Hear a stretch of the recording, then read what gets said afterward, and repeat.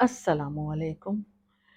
محمد اظہار الحق صاحب کا ایک بہت ہی مشہور مضمون، میری وفات۔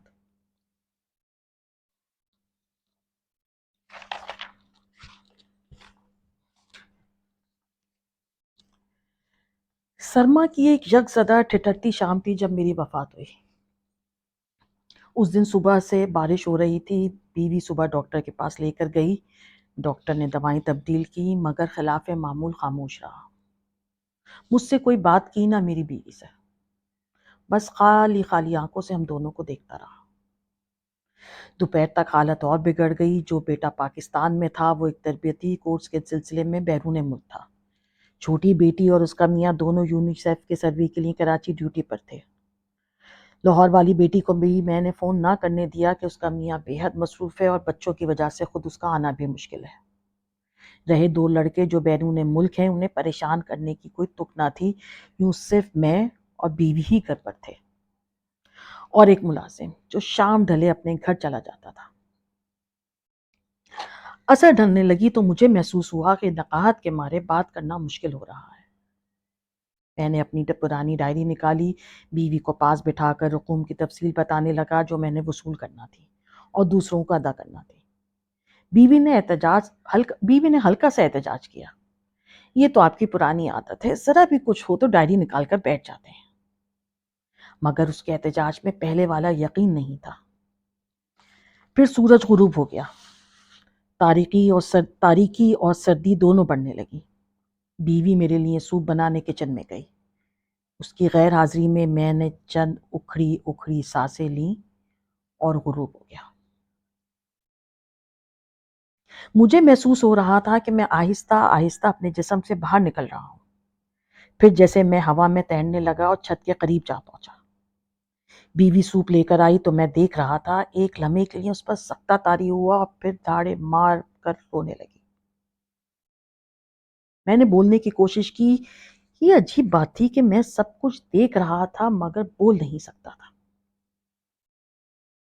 لاہور والی بیٹی رات کے پچھلے پہر پہنچ گئی۔ کراچی سے بھی چھوٹی بیٹی اور میاں صبح کی پہلی فلائٹ سے پہنچ گئے۔ تینوں بیٹے بیرون ملک تھے۔ وہ جلد سے جلد بھی آتے تو 2 دن لگ جانے تھے۔ دوسرے دن عصر کے بعد میری تدفین کر دی گئی۔ شاعر، ادیب، صحافی، سول سرونٹ سب کی نمائندگی اچھی خاصی تھی۔ گاؤں سے بھی تقریباً سبھی آ گئے تھے۔ ننیال والے گاؤں سے ماموزاد بھائی بھی تینوں موجود تھے۔ لحد میں میرے اوپر جو سلیں رکھی گئی تھیں، مٹی ان سے گزر کر اندر آ گئی تھی۔ پاؤں کا انگوٹھا جو آرتھرائٹس کا شکار تھا، مٹی کے بوجھ سے درد کر رہا تھا۔ پھر ایک عجیب کیفیت طاری ہو گئی۔ شاید فرشتے آن پہنچے تھے۔ اسی کیفیت میں سوال جواب کا سیشن ہوا۔ یہ کیفیت ختم ہوئی۔ محسوس ہو رہا تھا کہ چند لمحے ہی گزرے ہیں مگر فرشتوں نے بتایا کہ 5 برس ہو چکے ہیں۔ پھر فرشتوں نے ایک عجیب پیشکش کی۔ ہم تمہیں کچھ عرصے کے لیے واپس بھیج رہے ہیں۔ تم وہاں دنیا میں کسی کو نظر نہیں آؤ گے۔ گھوم پھر کر اپنے پیاروں کو دیکھ لو، پھر اگر تم نے کہا تو تمہیں دوبارہ نارمل زندگی دے دیں گے، ورنہ واپس آ جانا۔ میں نے یہ پیشکش غنیمت سمجھی اور فوراً ہاں کر دی۔ یہ الگ بات کہ فیصلہ پہلے ہی ہو چکا تھا۔ پھر ایک مدہوشی کی حالت چھا گئی۔ آنکھ کھلی تو میں اپنی گلی میں تھا۔ آہستہ آہستہ قدم اٹھاتا اپنی گھر کی جانب چلا۔ راستے میں کرنل صاحب کو دیکھا، گھر سے باہر کھڑے تھے۔ اتنے زیادہ بوڑھے لگ رہے تھے۔ خواجہ صاحب بیگم کے ساتھ واک کرنے نکل رہے تھے۔ اپنے مکان کی گیٹ پر پہنچ کر میں ٹھٹک گیا۔ میرے نام کی تختی غائب تھی۔ پوش میں گاڑی بھی نہیں کھڑی تھی۔ عرفان سے چند ہفتے پہلے تازہ ترین ماڈل کی خریدی تھی۔ اس کا سن روف بھی تھا اور چمڑے کی اوریجنل سیٹیں تھیں۔ دھچکا سا لگا۔ گاڑی کہاں ہو سکتی ہے؟ بچوں کے پاس تو اپنی اپنی گاڑیاں موجود تھیں، تو پھر میری بیوی جو اب بیوہ تھی کیا گاڑی کے بغیر تھی؟ دروازہ کھلا تھا۔ میں سب سے پہلے سیڑھیاں چڑھ کر اوپر اپنی لائبریری میں گیا۔ یہ کیا؟ کتابیں، 3 الماریاں، رائٹنگ ٹیبل، اس کے ساتھ والی مہنگی کرسی، صوفہ، اعلیٰ مرکزی ملازمت کے دوران جو شیلڈیں اور یادگاریں مجھے ملی تھیں اور الماریوں کے اوپر سجا کر رکھی ہوئی تھیں، بے شمار فوٹو البمز۔ کچھ بھی تو مانا تھا۔ مجھے فارسی کی قیمتی ایران سے چھپی ہوئی کتابیں یاد آئیں، دادا جان کے چھوڑے ہوئے قیمتی قلمی نسخے، گلستان سعدی کا نادر نسخہ جو سونے کے پانی سے لکھا ہوا تھا اور دھوپ اور چھاؤں میں الگ الگ رنگ کی دکھائی دیتا تھا۔ دادا جان اور والد صاحب کی ذاتی ڈائریاں سب غائب تھیں۔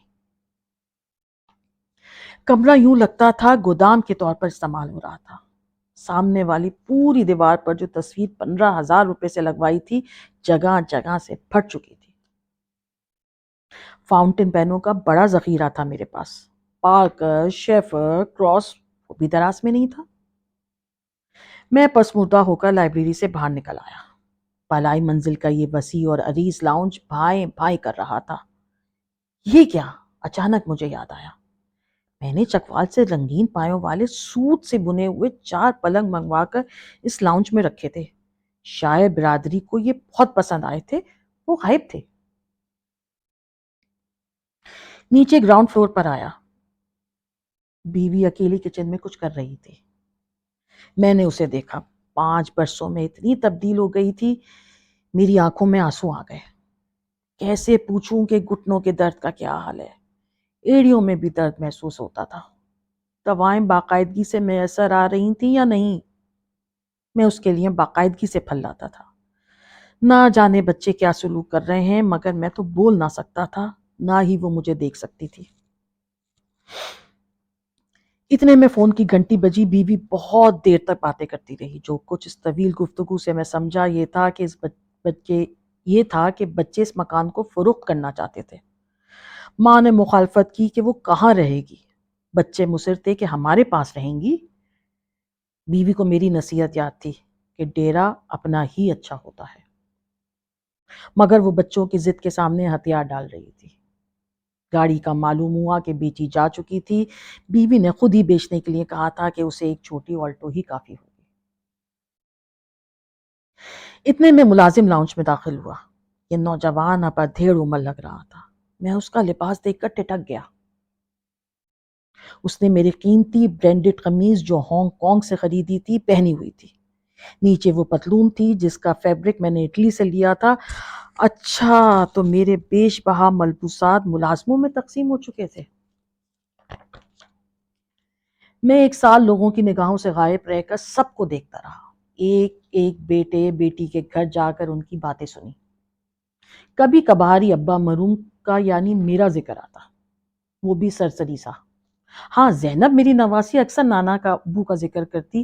ایک دن ماں سے کہہ رہی تھی، اماں یہ بانس کی میز کرسی نانا ابو لائے تھے جب میں چھوٹی سی تھی، اسے پھینکنا نہیں۔ ماں نے جواب میں کہا، جلدی سے کپڑے بدل کر کھانا کھاؤ، پھر مجھے میری سہیلی کے گھر ڈراپ کرو۔ 1 سال کے جائزے کے بعد میں اس نتیجے پر پہنچا کہ میری موت سے دنیا کو کوئی فرق نہیں پڑا تھا، رمق بھر بھی نہیں۔ بیوی یاد کر لیتی تھی، تاہم بچے، پوتے، نواسے، پوتیاں سب بھول چکے تھے۔ ادبی حلقوں کے لیے میں اب تاریخ کا حصہ بن چکا تھا۔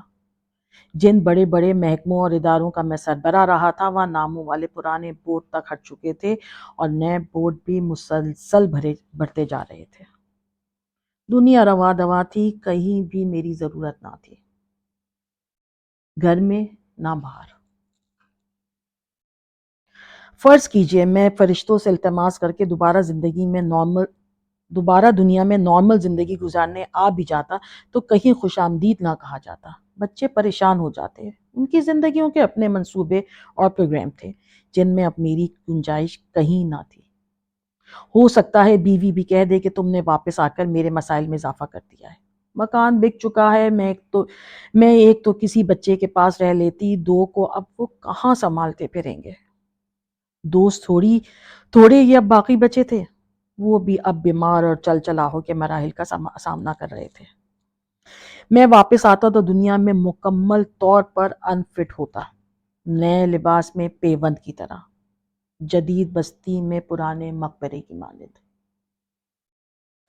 میں نے فرشتے سے رابطہ کیا اور اپنی آخری خواہش بتا دی، میں واپس قبر میں جانا چاہتا ہوں۔ فرشتہ مسکرایا، اس کا کمنٹ بہت مختصر تھا۔ ہر انسان یہی سمجھتا ہے کہ اس کے بعد جو خلا پیدا ہوگا کبھی بھرا نہ جا سکے گا، مگر وہ یہ نہیں جانتا کہ خلا تو پیدا ہی نہیں ہوتا۔